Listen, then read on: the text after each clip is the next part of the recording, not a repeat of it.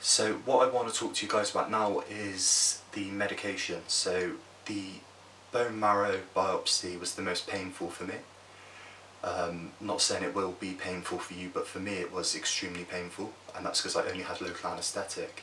Now what I have been taking for that was morphine, because I had really bad swelling, bruising, and I generally couldn't move, didn't have very good mobility because it had all swollen up back there.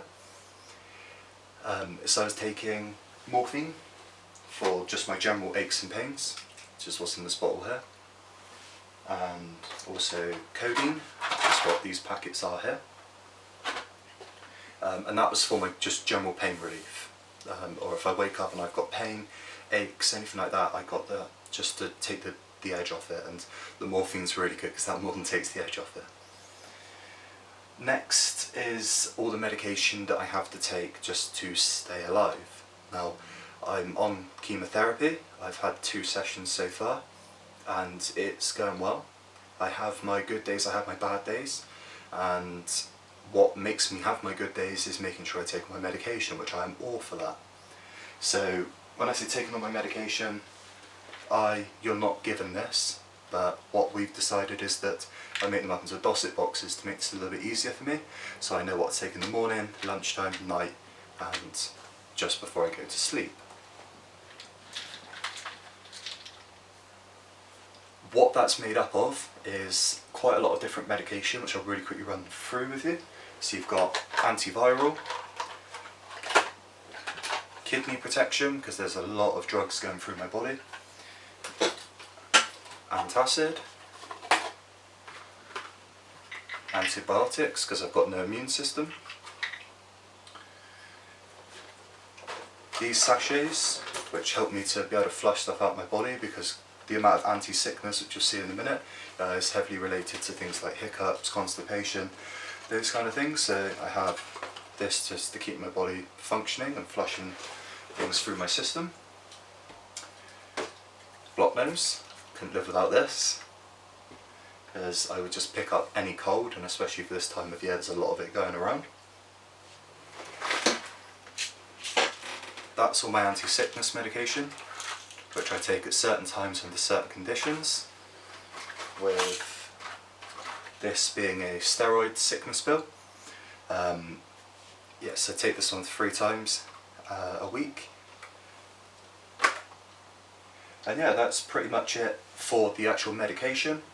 And then the things that I couldn't live without is the hand sanitizer, because I will literally pick up any germ, any bug, so anywhere I go, hand sanitizer. I've got about 10 of those just everywhere I go. And thermometer, because if my temperature goes above 38 degrees, then I have to call the emergency number straight away, which I've actually had to do, just basically for safety. My immune system is very, very low, and I will just contract any illness. So just for safety, I've got all of that, which keeps me fit well. The final thing I want to touch on is supplements during my chemotherapy and throughout this process. So it's something that quite a few people have messaged me about, is what supplements am I taking, what am I allowed to take, what should and what shouldn't you do in terms of exercise and supplementation.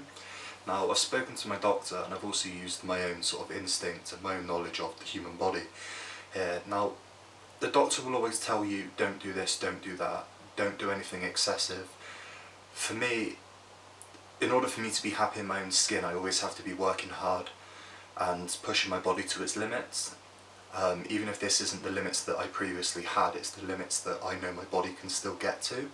So whether that's deadlifts, I can't deadlift 270 kilos like I could before, but I'm still deadlifting over 200 kilos now. Still pushing it as far as the body will go, even though the muscles shake, they hurt, and I don't really feel up to it. And this is with the aid of things like pre-workouts, which I don't take to the same dosage as normal people, but most people would use. I'm probably using half dosages, but it's just enough to give me that extra kick, that extra bit to push me through when I'm feeling run down, my muscles are hurting, my body's shaking, those kind of things. In terms of other supplementation, I'm using protein a little bit, I'd say, to help with recovery.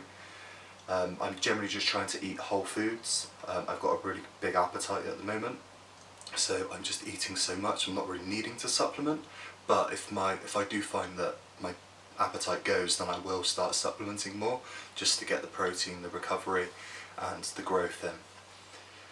Even though I know that growth is a secondary function which has shut down pretty much for me at the moment, it's just to maintain as much as I can.